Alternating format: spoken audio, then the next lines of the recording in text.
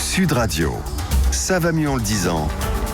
Jean Dorido. Ça va mieux en le disant et comme chaque jour on retrouve notre psychologue Jean Dorido. Bonjour Jean. Bonjour Philippe, bonjour à tous. Alors ce vendredi, grand week-end, grand chassé-croisé sur les routes. Ce matin d'ailleurs vous nous rappelez à quel point il faut être prudent au volant, c'est ça ? Oui, exactement Philippe, pardon d'enfoncer cette porte ouverte, c'est un peu une tarte à la crème en cette période et en même temps on ne peut pas s'empêcher de rappeler à quel point il est essentiel de mobiliser la plus grande prudence sur les routes.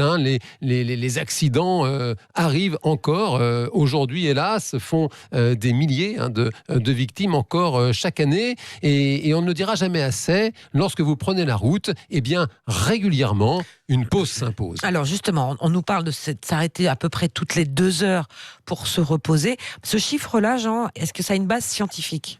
Alors oui, Christine, on pourrait dire qu'il y a une base scientifique à ce chiffre, puisque les psychologues étudient de près nos rythmes biologiques, et il y a ce rythme qu'on appelle le rythme ultradien, par opposition à circadien. Le rythme circadien, c'est le rythme de 24 heures. Et nous sommes nous-mêmes, biologiquement, codés sur un rythme ultradien, c'est-à-dire que nous avons dans un cycle de 24 heures, plusieurs fois un même rythme qui se répète et en moyenne, ce rythme est de 90 minutes. C'est le rythme en réalité qu'on retrouve dans nos phases de sommeil. Vous savez que même quelqu'un qui dort comme une masse, en réalité, va faire des micro-réveils toutes les heures et demie en moyenne. La personne souvent ne s'en rend pas compte, elle fait le lendemain une amnésie. Pour autant, lorsqu'on regarde son activité cérébrale toute la nuit, on voit qu'elle a toutes les heures et demie une espèce de petite apnée, un réveil. Souvent, c'est à ce moment-là que la personne se tourne, change de position et puis elle se rendort.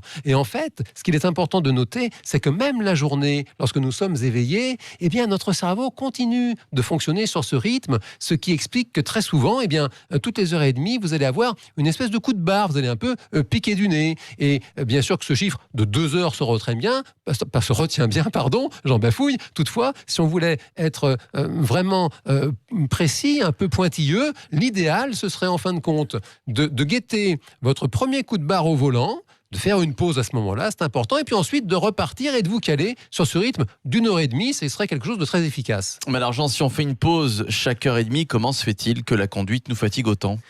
En fait, là aussi, les psychologues ont étudié ça de près, et c'est vrai que nous avons tendance à l'oublier parce qu'on s'habitue à la conduite. Toutefois, c'est important de le rappeler, la conduite est un exercice, une pratique qui sollicite énormément d'attention, énormément de concentration. Il y a même un journaliste scientifique américain qui a comparé la conduite automobile à la neurochirurgie. Tant, en fait, c'est une pratique qui mobilise énormément de capacités cognitives. Notre cerveau fait d'énormes efforts. Les savants qui étudient le sujet expliquent que nous avons environ deux informations à traiter par mètre parcouru. Alors ça veut dire quoi ? Ça peut paraître peu. Simplement, si on fait un calcul, ça veut dire qu'à 50 km/h, cela représente 1700 informations que notre cerveau doit traiter chaque minute. Alors ça, bien sûr, ça crée une profonde fatigue. Ouais, alors, ce qui est étonnant, Jean, c'est que dès qu'on a un peu d'expérience au volant, finalement, on ne s'en rend plus vraiment compte que ça nous fatigue autant, non ? Vous faites bien de le rappeler, Christine. C'est précisément ce qui peut parfois causer un problème, c'est que nous sommes de formidables machines à automatiser les choses.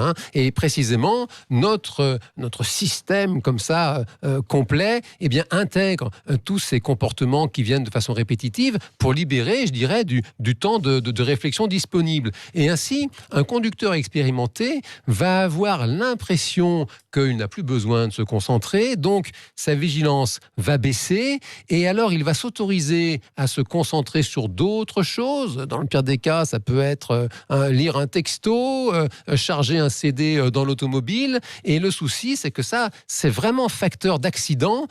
Deux secondes passées finalement à ne pas regarder la route, multiplie par 2 le risque d'accident. Donc il est très très important, si vous voulez, et c'est aussi à ça que sert la pause, de maintenir en fin de compte, lorsque vous êtes au volant, une attention suffisante suffisante pour évidemment ne pas commettre d'imprudence et en même temps avoir quand même cette aisance, je dirais, cette facilité qui vous aide à rester détendu sans pour autant, vous le rappeliez Christine, basculer dans l'ennui parce qu'à ce moment-là, c'est là qu'on se distrait et là le risque augmente. Alors prenez soin de vous, l'essentiel c'est d'arriver en bonne santé, entier, vous êtes précieux et c'est important de s'en souvenir. Ah bah oui.